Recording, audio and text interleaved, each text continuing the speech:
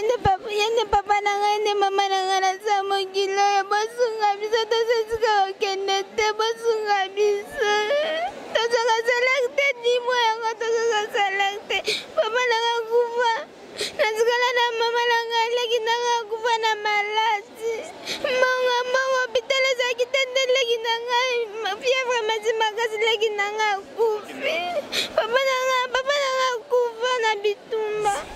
Et puis moi si à policier na eko dénoncer na lobi non na mboka na biso kagam tika mboka na biso tika mboka na biso to vivre na senga biloko o eza biso nzamba pesa biso pona ni to ko vivre na ngote yo lingi ka kokota na kati bongo nzamba pesa yo mutu asepela na o nzamba pesi ye to lobi bima na mboka na biso tala ba na biso ndenge bazana nze bazona bazamba bazokufa bazo mona pasi yo vandi na ndaku na yo kangi maboko kagam tozo na Rwanda tozo boma yo na bandeko na yo ndenge zo bandeko na biso.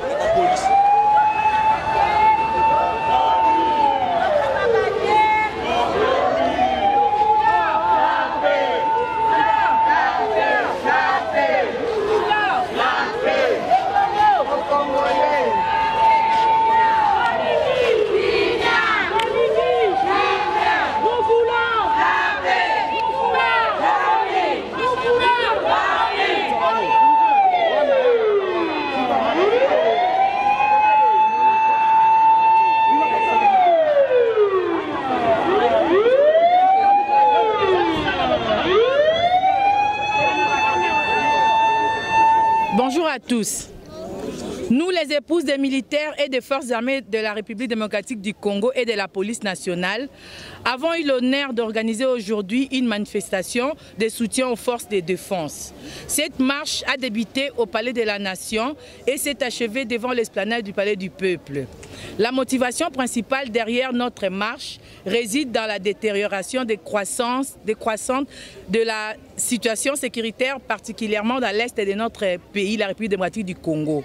Nous, plus précisément au nord Kivu, aux alentours de Goma, ainsi que dans le territoire de Nyiragongo, Rutshuru et Masisi. La situation actuelle place les forces armées de la République démocratique du Congo dans une position délicate pour reconquérir les zones sous occupation du Rwanda et de ses alliés.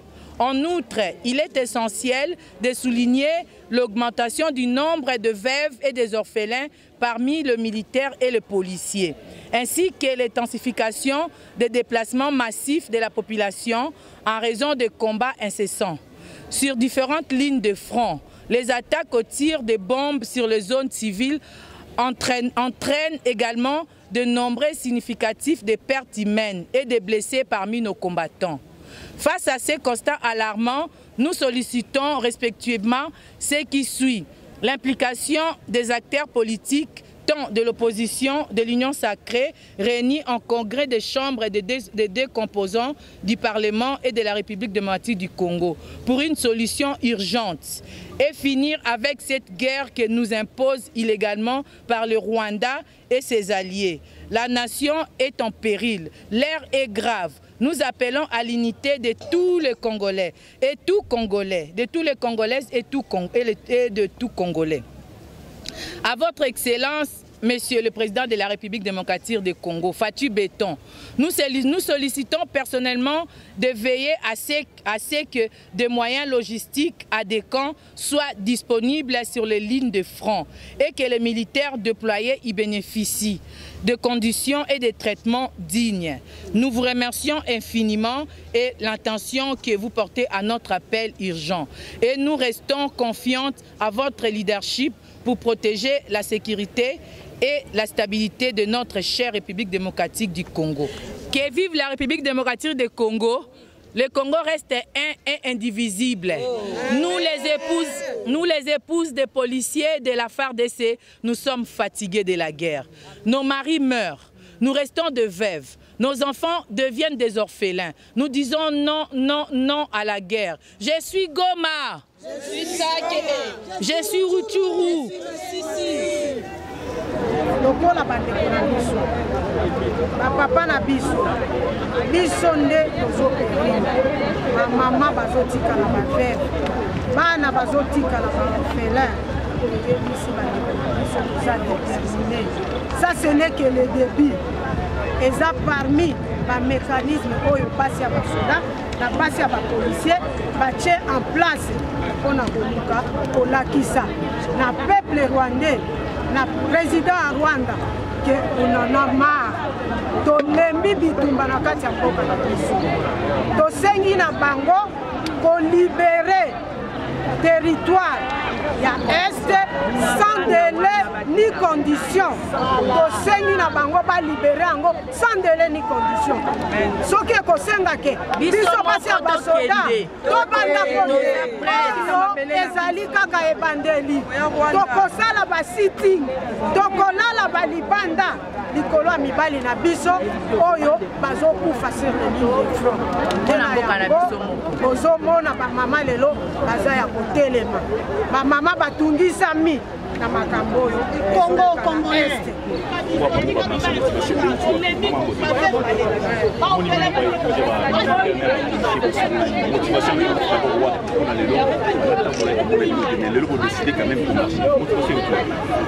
Motivation ya marcher et pas ya mwasi ya la police mama longa boni azotala lolenge ini bana bazokufa bana bazolela basi bazolela eza biso bamama nde kaka ndenge bazwi solution ya basi basoto bakufula mibali yango tosangani lelo na likanisi ya mama alonga boni toya totelema toyebisa bango batika babiso politike etikala na bapoliticien basala politiki na ndenge na biso ndenge tozoloba wanzambe aza na lola biso tozoyeba nani azokomandite guerre eza na teste me nzambe na lola ayebi nani azokomandite guerre oyo ya este po peuple congolais bakufaka jour pour jour mibali na guerre bazokufa population bazokufa oyo aza commanditaire ya guerre oyo na se po ya tonga obana na ye basepela famille na ye basepela nzambe na lola ka ndenge otelemi na se ya moyo tootala ana miso amona pati me tosengi bango baluka kimia biso toza na posa ya bitumba te tozangi basoda kobuya bitumba te tozangi baarme te président na biso alobi tozokenda ndenge ya kimia me toza na bango tikino soki bakobomata congolais soki babomi congo mobimba eza na congolais moko aza lokola Mephibosheth aza quelque part afandi akose souleve Mephibosheth ya Congo aza kaka na kati ya Rwanda Rwanda bakozala surpris ekobandela bango kaka bakongolo baa na Rwanda nde bakoatake bango barefule biso problème te mais un jour bakozala surpris bayi politique bosilisa guerre oyo salaire ya maloba eza te tozwa salaire moke bakotela biso likambo salaire eza moke masala toza na bana 5 dollar ezomata tozwa mbongo na fra likambo ezali nini depuis 2005 na tikala veve naza abandonné nga na bana na nga nalalaka libala nga na bana na ngai mais je suis vraiment abandonné sikoyo nalobi boye lokola président Faci a dénoncé baye nyonso tu baza banguna na biso babundisa biso baye nyonso tu basaka complicité po babundisa mboka na biso Congo Faci beto akanga bango tolembi bango soki koboma bango aboma bango droit de l'homme etelema te parce que droit de l'homme wana etelemaka bana bala bitike te etelemaka mpe badéfendre baveve te alors droit de l'homme atika badéfendre Faci tokota ti na Rwanda tokanga Kagame na maboko toboma ye et puis mwasi ya policier na eko dénoncer na lobi non na mboka na biso Kagame tika mboka na biso tika mboka na biso to vivre na sengo biloko o eza biso nzamba pesa biso pona nito ko vivre na ngote yo lingi ka kokota na kati bongo nzamba pesa yo mutu asepela na o nzamba pesi ye to lobi bima na mboka na biso tala bana na biso ndenge bazana nze bazona bazamba bazokufa bazomona pasi yo vandi na ndaku na yo kanyi maboko Kagame tozoe na Rwanda tozoboma yo na bandeko na yo ndenge zo bandeko na biso. Mimi nashukuru Mungu sana isi alipenda leo tusherekee hiyo siku ya hivyo ya kilio sana. Shi tushalia sana tunachoka. Baada ya finalu bakuje batukatekate.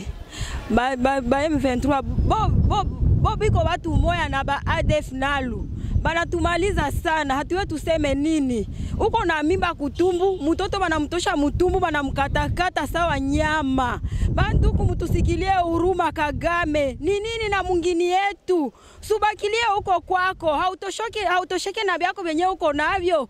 Sutuachie na shi Kongo yetu na shi tu enjoy gisi na shi na una enjoy kwako. Mbona unajenga vizuri kwako? Shoya nini tena uko na vie vyetu vya Kongo weye? Sutuachie Kongo yetu. Uko na tutesia nini? Mimi nilikufisha bwana kaniacha watoto 5. Nikaenda niko nahangaika na watoto yangu huku na huku. Mimi sio kama Kisekedi iko natuazia nini shiwa bafele basha bakia wengi biko nahangaika. Watoto wanakuwa bashege, franga masomo itatoka wapi? Watoto wetu shiwa bibi basoda njoo basome, bailetre, bashege, watu wakonelewa, juu pate kiti ya kuikalia kunyumba utatosha wapi? Juu pate televizio mtoto aone hivi atatosha wapi? Watoto wetu ni bashenzi ba mwisho wa dunia. Antuka presida tusaidie, hatuye kama batu ya chini yako banakushauri yaka haye. Nanyi ma politisie benye muko munaingia mpolitiki ya Kagame, Mungu iko naona, Mungu iko jije, atabajijaga ta mwisho na mwisho mutaonaka, na kabla mujakufa yafaa muilipe. Antuka mimi nashukuru Mungu sana. Mungu awabariki sana. Nyiba tumemuko nina munangaika na shikati ya juu.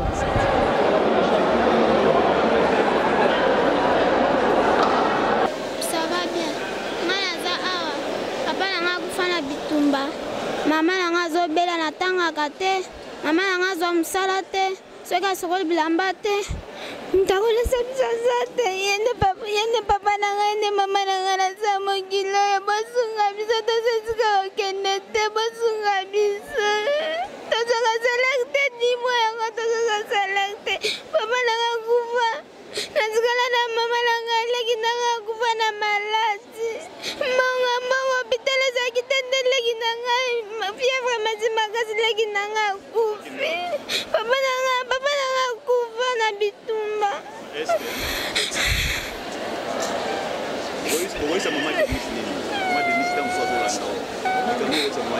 asunga bisa sunga libote na bisa mobimba tozane zika okende tete natanga la classe te mana makatanga classe na deuxième primaire masunga bisa na za kufele papa nanga kufa masunga bisa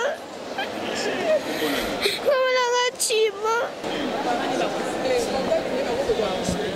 tout le lot lati en blanc boye biso ba mama ya FARDC toyo kostenga kimia na este tosengi kimia na este na biso ya pays de loko lolo toyo tosangani FARDC na la police tosangani comme loko moko pona kwa kotika memo na palais du peuple koyebisa na bakonje ke tosengi kimia na mboka ya este.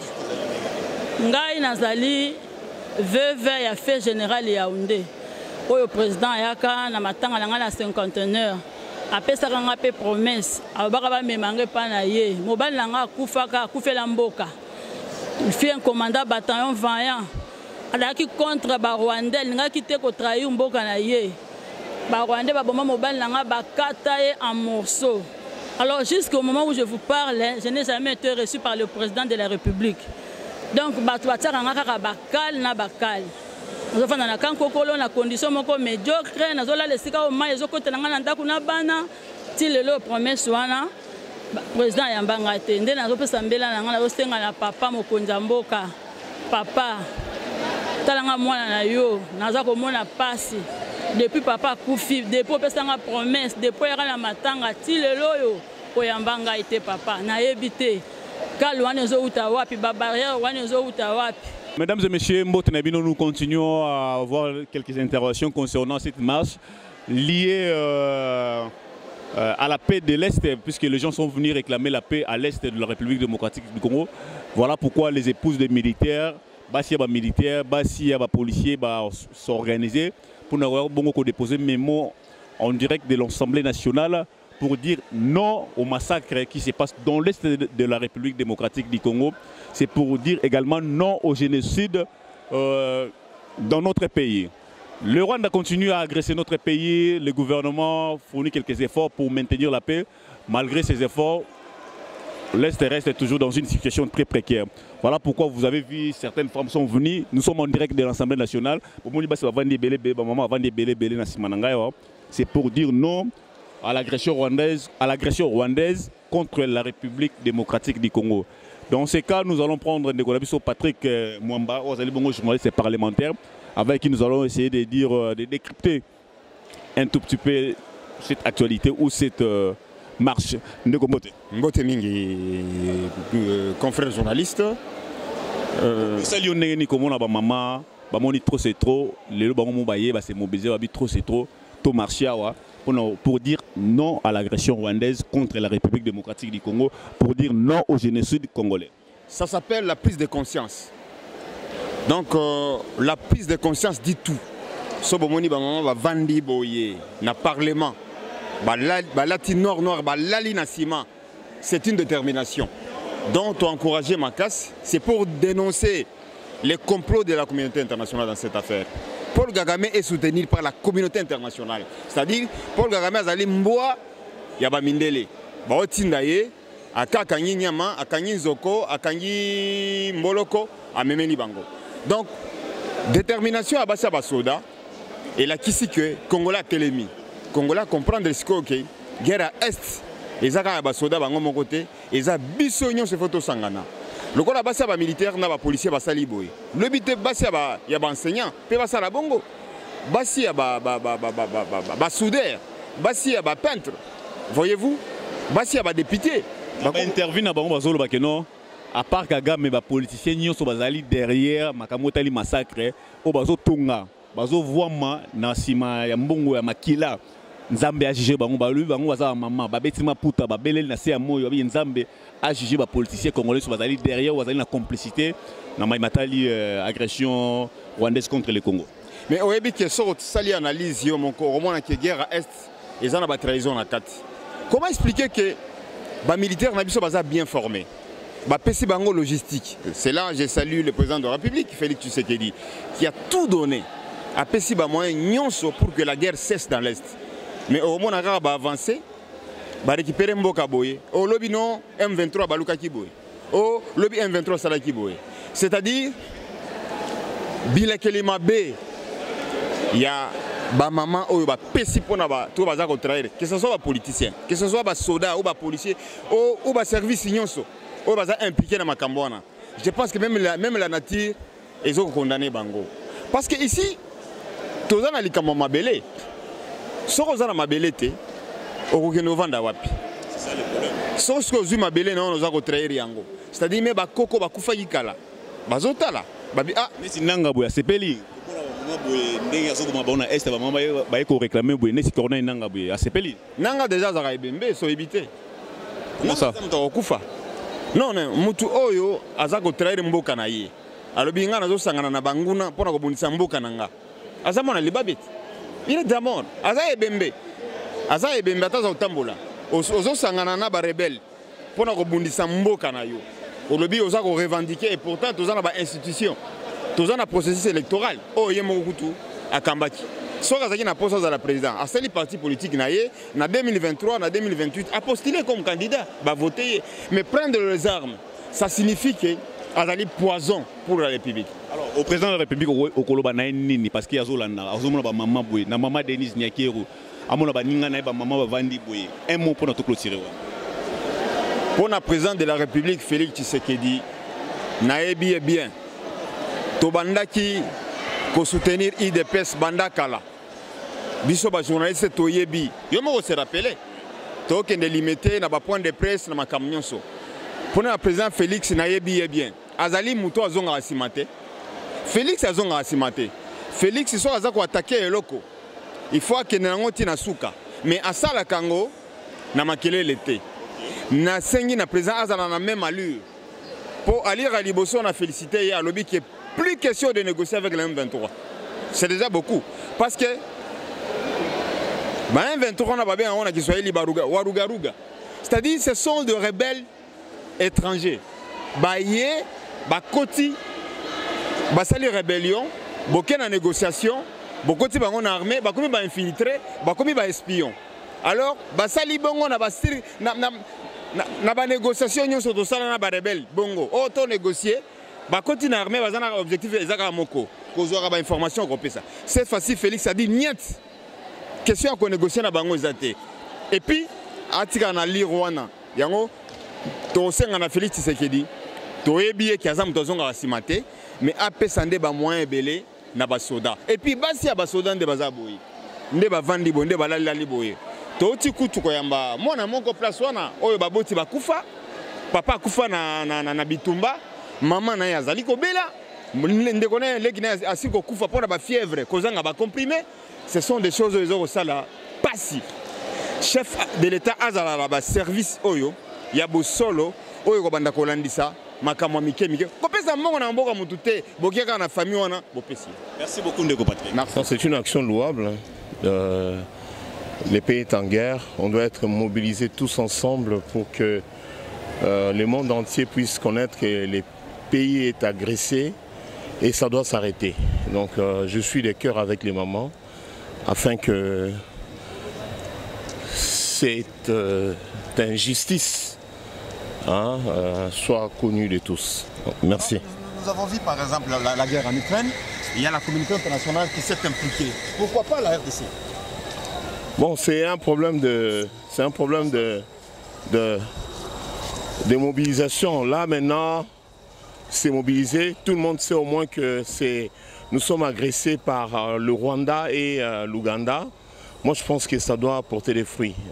Voilà. Hier, vous avez fêté le 42e anniversaire de l'Union pour la démocratie et le social. En termes d'héritage, qu'est reste-t-il de votre parti, de votre leader, les Sphinx illimités?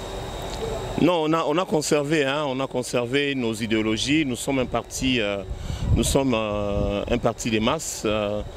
Comme vous le savez, chez nous, c'est les peuples d'abord. Donc, on a conservé notre identité et nous nous battrons par notre secrétaire général à conserver cette identité, à garder les idéaux du parti. Une toute dernière question. Là où c'est du fait que l'UDPS, c'est une grande formation politique qui a milité pour l'avènement de la démocratie au Congo et que sa survie soit mise en bon otage pour des dissensions internes, des conflits au sein du parti. Qu'en dites-vous?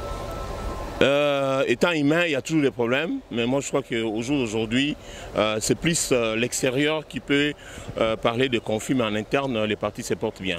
Le secrétaire général a bien conduit les partis se portent très bien, à mon avis. Merci beaucoup. Ok, merci.